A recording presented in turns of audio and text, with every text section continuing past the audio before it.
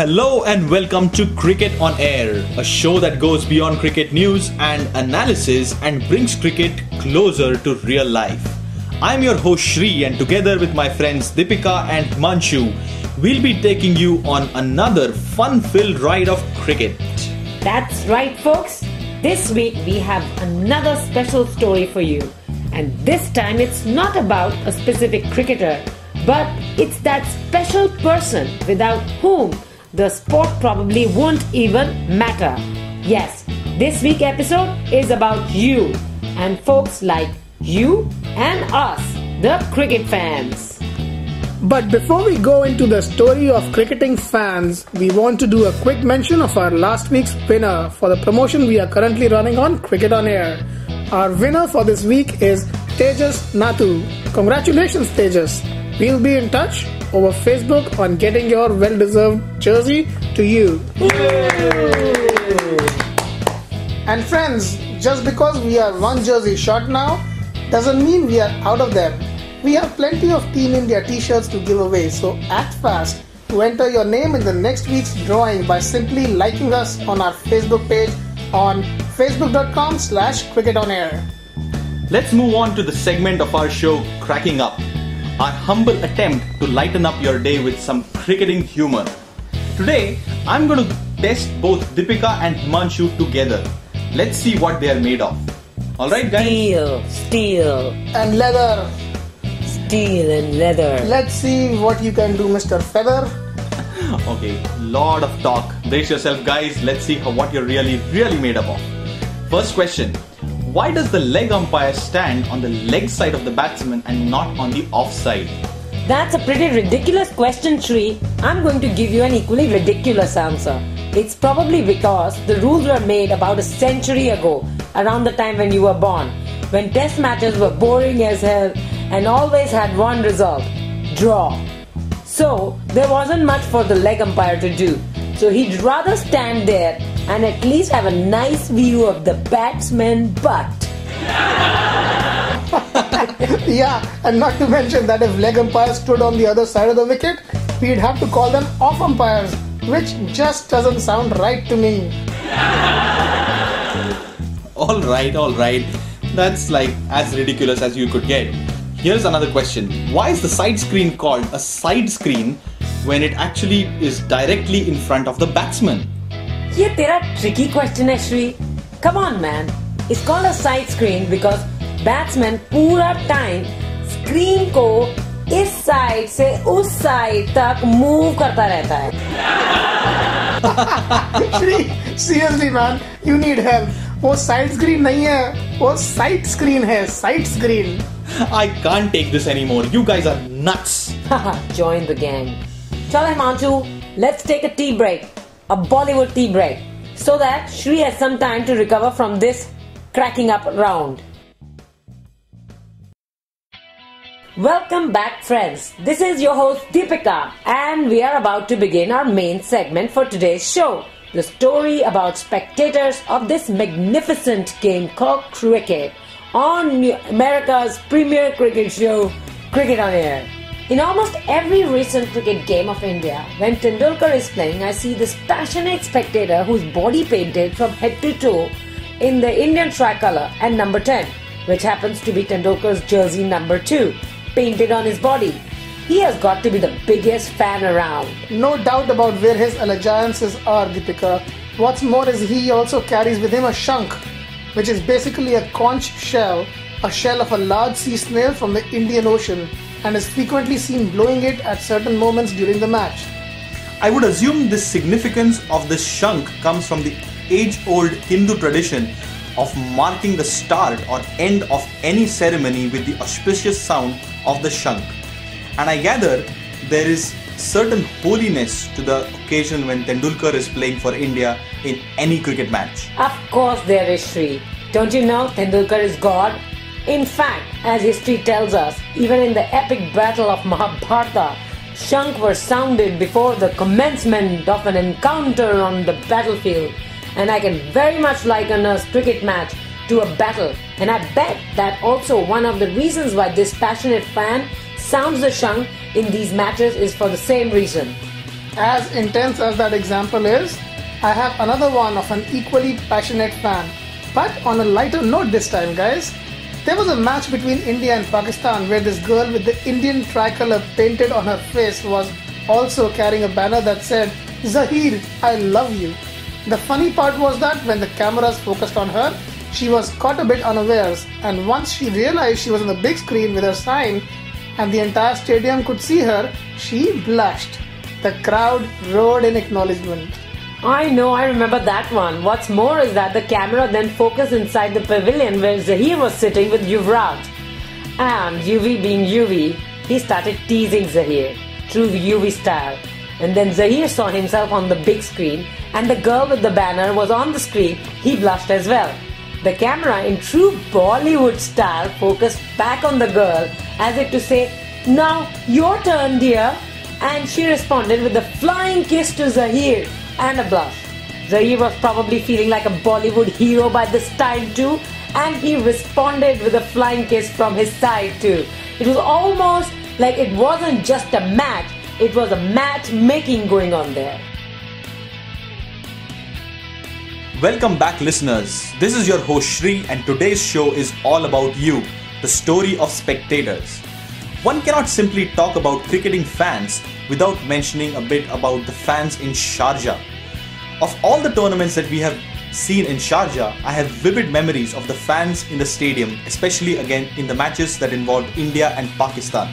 Me too, Shri. I used to love how the cameraman and Henry Blowfield used to work together to point out all the pretty girls with pretty earrings in the crowd. There was always some part of the match where the camera would be randomly zoomed and locked onto earrings of unsuspecting spectators.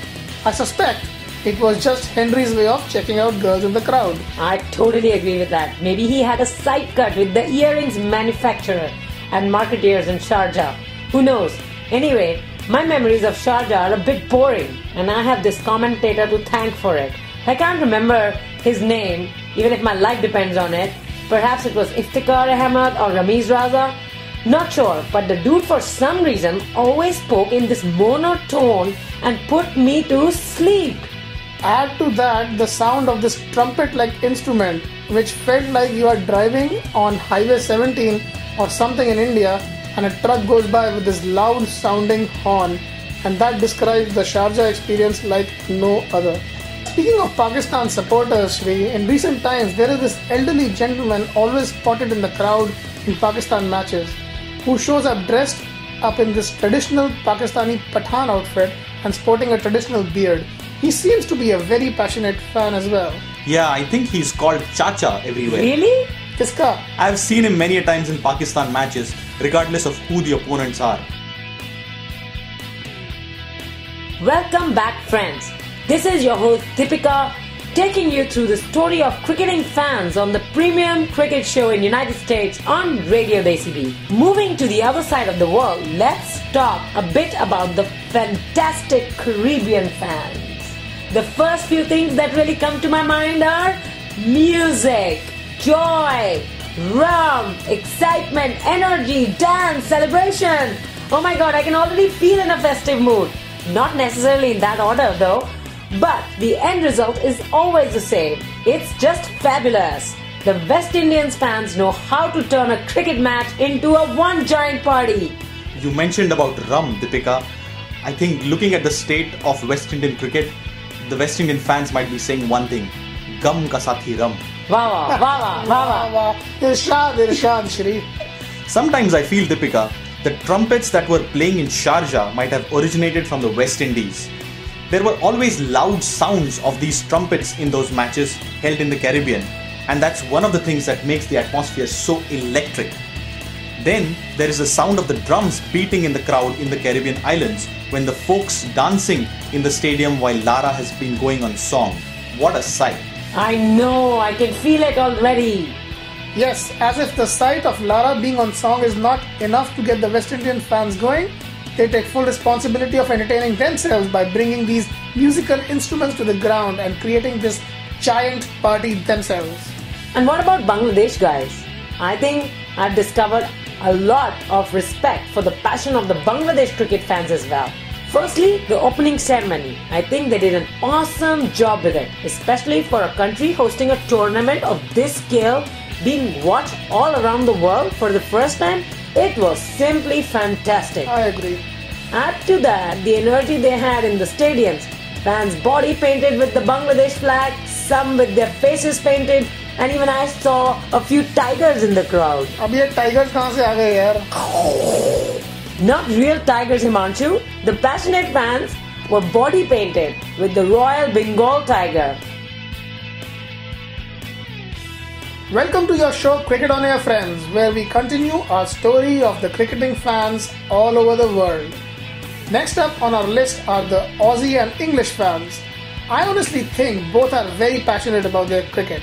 In fact, the English fans seem to be proud of inventing the game, while the Aussies seem proud of the quality they have injected in the game with the likes of Sir Don Bradman and a never-ending list of very, very talented players.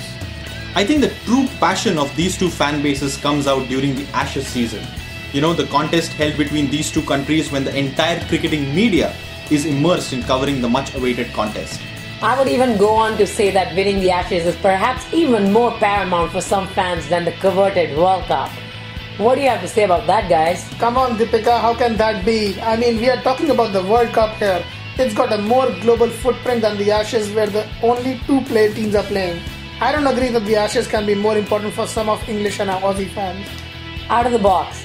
Don't you think always out of the box? कहाँ है box? मुझे तो कोई box दिख रहा है. That is the problem. You have to think outside of it. You're not live जब out box he of नहीं दिख रहा तो outside inside कहाँ से आता है यार? Anyway, let me give you a little bit of history about it.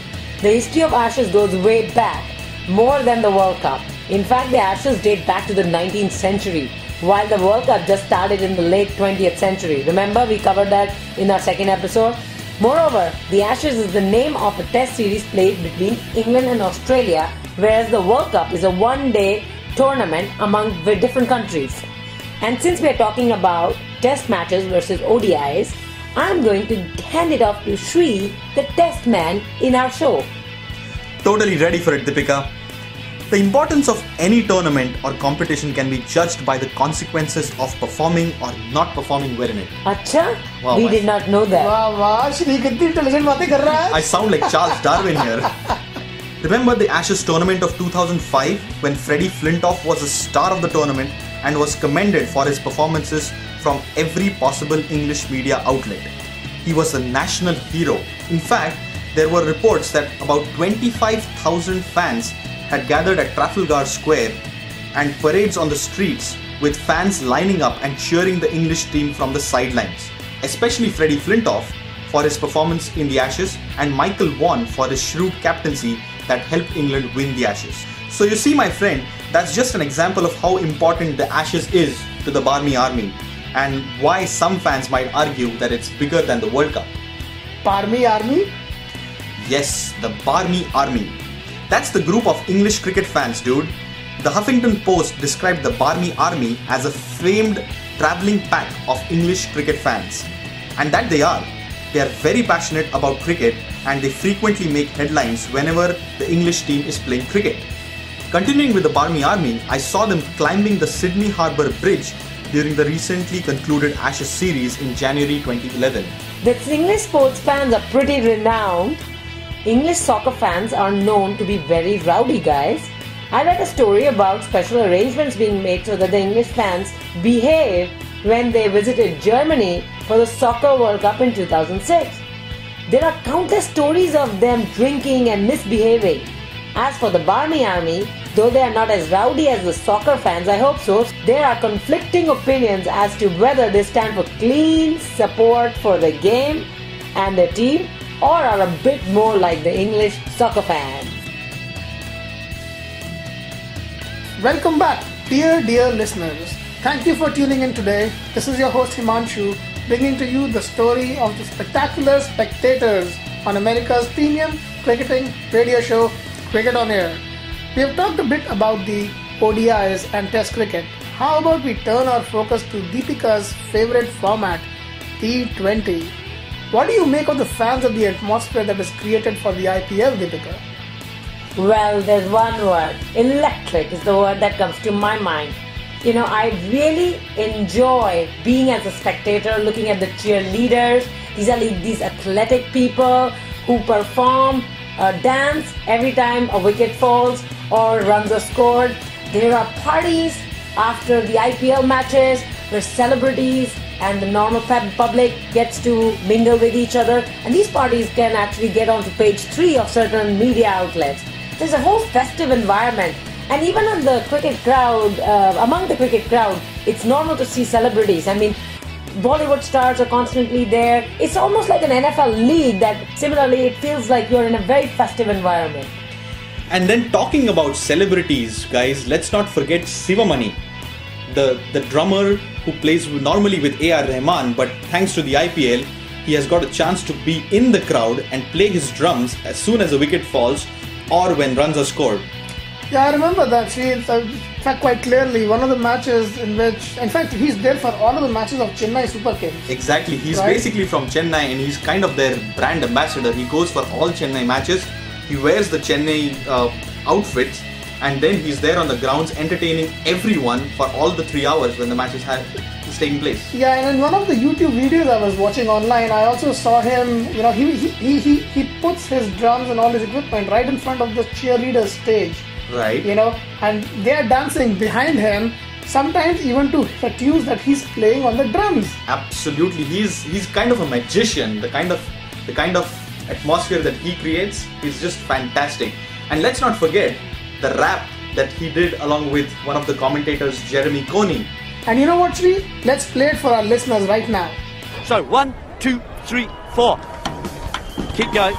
Come on, Shiva, go Chennai. Beat the ball into the sky. Make it soar, make it fly. Hit it long, hit it high. This is for Jeremy Coney. Better ever MS Dhoni. You do what? Think that here. Back to you.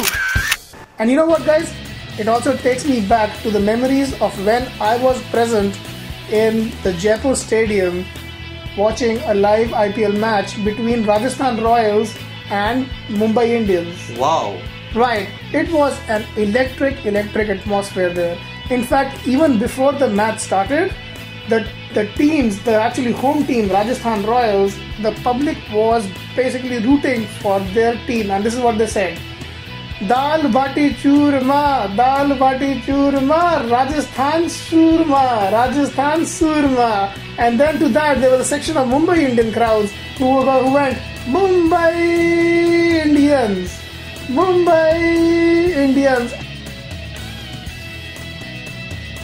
Welcome back, friends. This is your host Deepika taking you through the story of cricketing fans, the heart of it all. Like everything else in life, there exists a darker side to the passion of the fans as well. This has been brought to light recently in the Bangladesh match against the West Indies, where the Bangladesh folded cheaply for a miserable total and West Indies won the match without breaking a sweat. I remember watching this one. It was pretty nasty. Anyway, the Bangladeshi fans were so angry that they stoned the West Indies bus afterwards. Chris Gale, the West Indian captain, sent a fervent tweet while on the bus that he was worried about his and his team's safety. Later on, the Bangladesh authorities clarified that the fans had thought that the bus was carrying the Bangladesh players when they had stoned it, as if it makes any difference. Smack me, guys, if you think I'm out of my mind here, but I don't find that very comforting. Neither do I. I mean, it's bad enough that you are pelting stones at a bus full of cricketers. What difference does it make if it's your team or some other team? Yeah, then there is this unnecessary sledging of players by fans.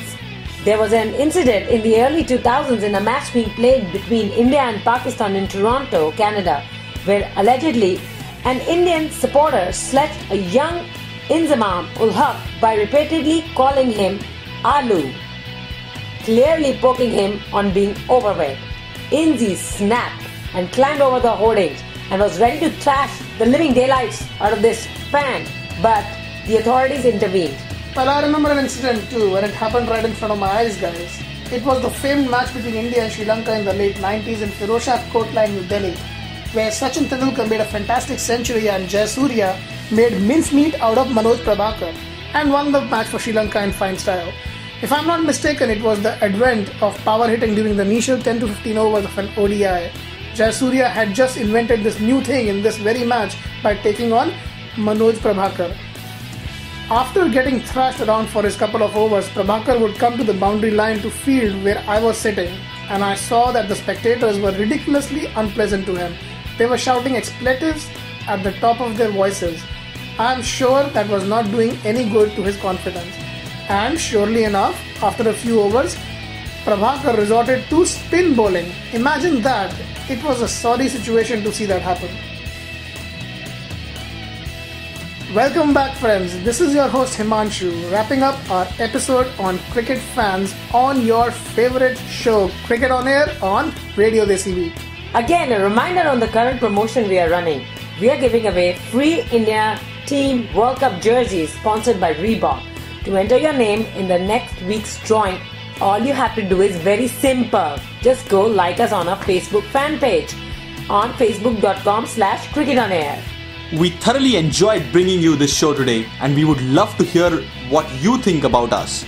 Please reach out to us at feedback@cricketonair.com or on our Facebook page at facebook.com/cricketonair. And we will be back with another exciting cricket story, same time, next week, right here on Cricket on Air. Until then, we are your hosts, Sri, Himanshu and Deepika, signing off.